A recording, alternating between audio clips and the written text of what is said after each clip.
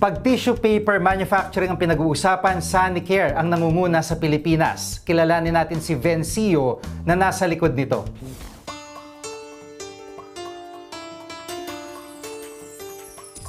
Nagumpisa noong 1996, nakita ni Renato Show, isang empleyado na na-expose sa negosyo ng paper manufacturing sa bansa, ang potensyal ng pagnenegosyo ng tissue. Mula sa 3 office staff, isang makina at 11 operator sa factory. Ang Sanitary Care Products Asia Incorporated ay isa ng billion-peso business. Kilalanin natin si Renato Show, ang taong nagtayo ng negosyong ito. I'm Renato Show. I started the Sanitary Care Products Asia or SCPA 20 years ago with the desire to create employment for Filipinos who may not want to go abroad but looking for a company that will be caring and will take care of them as well. Nagmula si Ginoong Show sa isang simpleng pamilya, nagporsige ito sa buhay kahit nahirapan itong maghanap ng trabaho pagkatapos niyang mag-aral. So sir, tama ho ba na dati kayong employee din ng mga companies na ito? And ano po yung position niyo before? Sa Pickup, I started as a management trainee. They hired me from Manila and then brought me to Mindanao, where I worked through several positions in the company until I became Vice President for Manufacturing. In Bataan, when they were looking for somebody to run Bataan Pulp and Paper, they heard of me through other people and offered me the job of President Manager of Bataan Pulp and Paper. I was the first Filipino.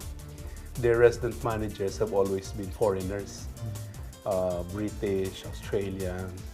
In fact, my assistant resident manager was an Australian. But they offered me this job of resident manager, meaning I was in charge of the whole factory. Prior to your employment as a management trainee, ano po yung background nyo bilang isang estudyante naman? Yeah, okay.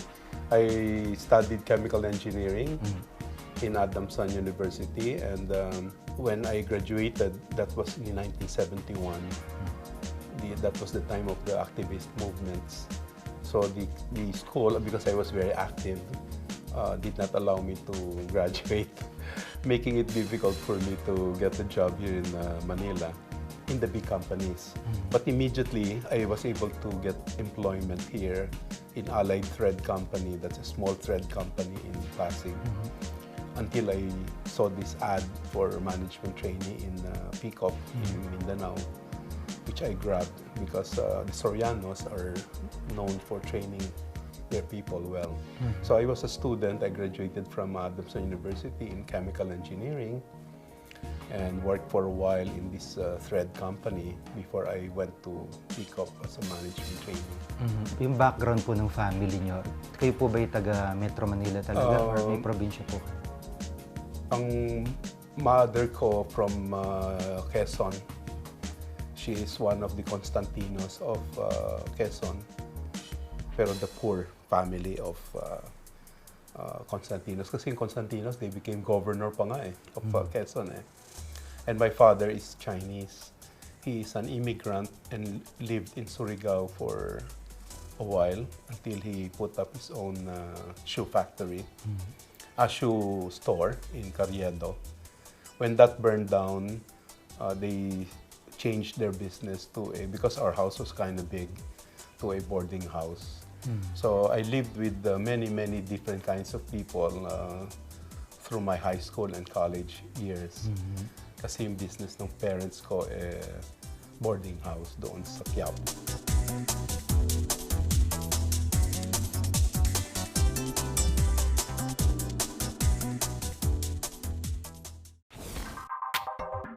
For high-quality appliances that are extremely durable and energy efficient, whether for your home or business, choose Fuji Denso.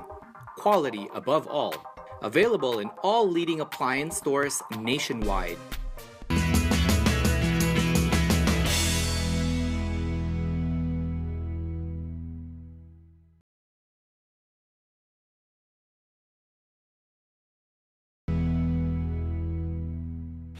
Sanitary is the leading tissue paper company in the Philippines. Now, let's get to know the man behind this successful company.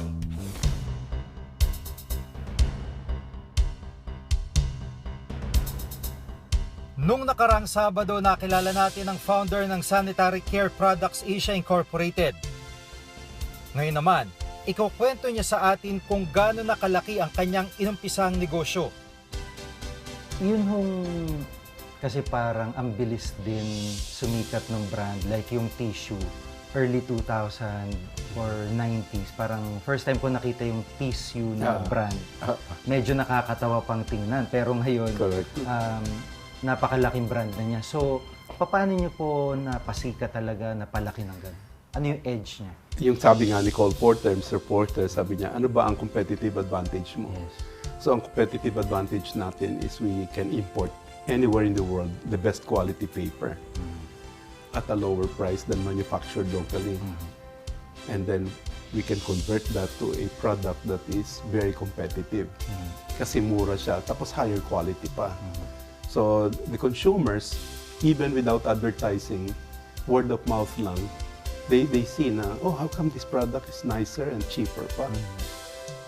At the time, we offered our products 40% lower than the market prices. So we were competing with Kimberly-Clark oil, multinational companies, and we just priced ourselves at 40% lower. So the consumer, the women, the ladies, the wives, saw this, and so it's just give the consumer the best deal, make sure it is consistent, and that we don't cheat them. We give them the fair value for their money. Hindi naging madaling desisyon ang pagtatayo ng SCPA ayon kay Ginoong Syo. Kinailangan niya at ng kanyang pamilya ang magsakripisyo at bumaluktot pansamantala. Looking back po dun sa 18 million na investment nyo, natakot din ho ba kayo sa risk na pwedeng mawala yung retirement nyo, na pati sa mga kaibigan nyo? Siyempre, natakot kami noon. No? So, anytime you start a business, it's a very difficult decision. In fact, I had to go to my family and say na, hey guys, we'll be starting a business. Yung regular trips natin abroad, hinto muna yon. Yung ating weekly eating out, hinto muna yon. There are many things we had to sacrifice. And all they said, oh, sige, go ahead, Dad, go ahead. Go for it. So, gave me the encouragement to go ahead. And 3 years, hindi kami talaga nakalabas at saka hindi kami naka-eat out and so on. Pero after that, everything has been restored. At paka 100-fold. And, so, worth it. Pero siyempre, nung umpisa, nakatakot. From a store, gano'n na ho ba karami ngayon yung gano'n ho bang distribution outlets? Yeah. Right now, we have 7 converting plants. Ang ibig sabihin nun, yung planta na may machine, para we can import the paper direct to that machine, that location. Why? Kasi the cost of local transport is very high.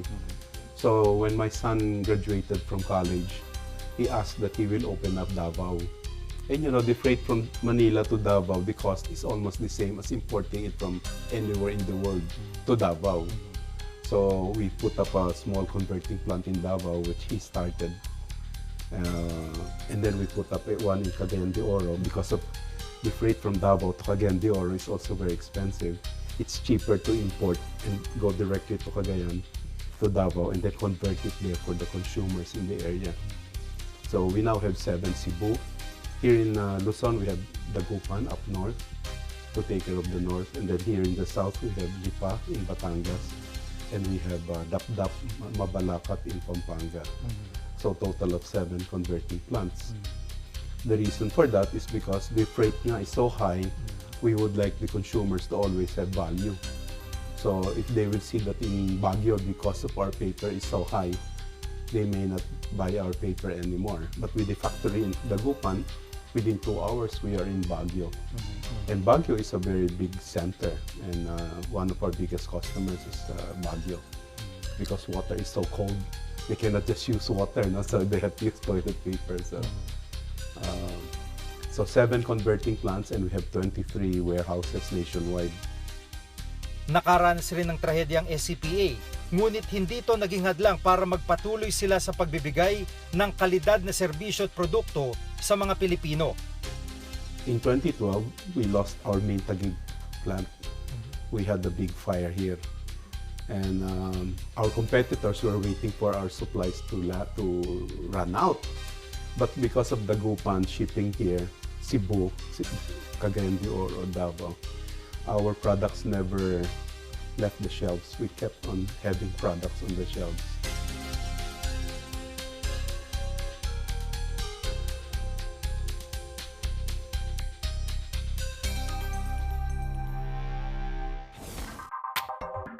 For high-quality appliances that are extremely durable and energy efficient, whether for your home or business, choose Fuji Denso.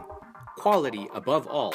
Available in all leading appliance stores nationwide.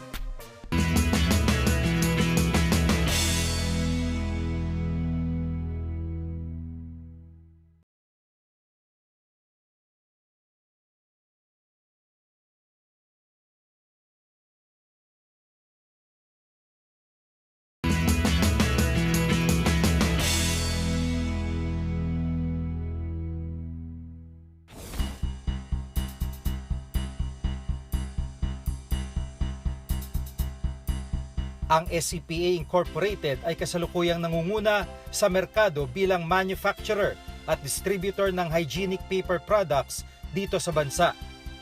Alamin natin kung gaano nakalaki ang kumpanya nila ngayon. Background lang ng company, mga ilang employees po kayo nag-start, and ngayon gaano kalaki, tapos gaano karami na po, ilang libong tindahan na po meron yung product. We started with 11 employees. And today we have over 2,000 employees nationwide.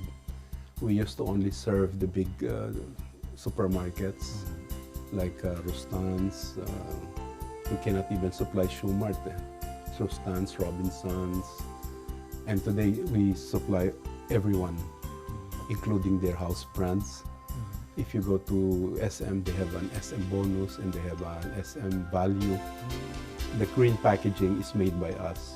The other packaging is not made by us, but in fact, Herbert C. was here during our anniversary, and he was saying, how come yung green packaging, it's the same price, but your green packaging seems to be moving well. I said, it's because consumers know it. They know this is a better product. Therefore, they buy it. You don't have to tell them, they know. When we introduced our new product, wet pipes, it just grew tremendously. We started with 4 containers. Then we have to import 10 containers, 20 containers, because the housewives saw that our wipes was thicker than the competitor. So always give the value to the consumer. Noon pa man, mapapagkatiwalaan na si Ginoong Renato Sio bilang isang empleyado na sanay siyang angkinin ang responsibilidad ng pagpapalaki ng kumpanya. Ano po yung pinakamalaking lesson na natutunan niyo dito from being a student to an applicant, a management trainee, then ngayon nasa multi-billion peso industry na po kayo, which is your own.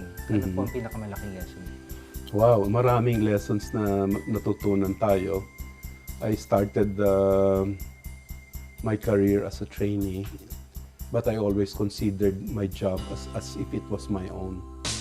In fact, that was the criticism I always get from my colleagues, is that para ka namang may-ari, Rene. Para kang ikaw yung may-ari. Hindi naman ikaw may-ari eh. Relax ka lang. But I think it's important to think of whatever you do as your own. That's a very big lesson. Kasi you will be blessed if you consider it your own business. So, in fact, our pastor was telling me, you know, Rene, the way you work for that company, Bataan Pulp and Paper, you slave yourself, you travel overseas and then come back in a very short time, and you don't give yourself rest. Whatever you're doing for this company, the Lord will give it to you 10 times more. So, kasi nga, I'm considering it always as my own business. Akin to eh. So, even though I was an employee, I always said, no, this is my own. So, I'll treat it like my own. This is the reverse nung naging owner na ako. At sinasabi ko sa mga tao ko yan. And ako naman yung nagre-relax. Masyadong relax. But I keep telling them na, like today, my son, who's been president the last 5 years, pinupush niya yung high power management, which is use the strength that was given to you. Yun ang kanyang, whatever strength you're given, yun ang i-enhance mo. Don't worry about your weakness kasi mahirap i-improve yun eh. Just enhance your strength and the company will benefit from that. Final words po, ano ho yung gusto nyong i-share dun sa mga maliliit na negosyante and hoping na mapapalaki din nila eventually yung kanilang mga negosyo at kahit dun sa mga estudyante na nangangarap. Sa church namin, lagi akong pinagsasalita doon sa mga gustong mag-business eh. Pero I always ask them meron na ba kayong nest egg? Nakapag-save na ba kayo? Karamihan sasabihin hindi eh. Sabi ko, that's the first step. If you want to put up your own business, the first step is save money. Have a nest egg. Make sure you have proper insurance to cover for any problems in the family. And then, opportunities will come your way. Opportunities will come. Nakakatawa, ang daming opportunities eh. Tapos, pwede kong kunin yun pero wala akong pera.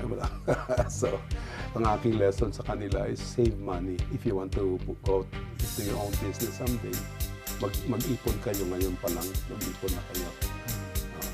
Yun. Okay, sige. Salamat po. Thank you then.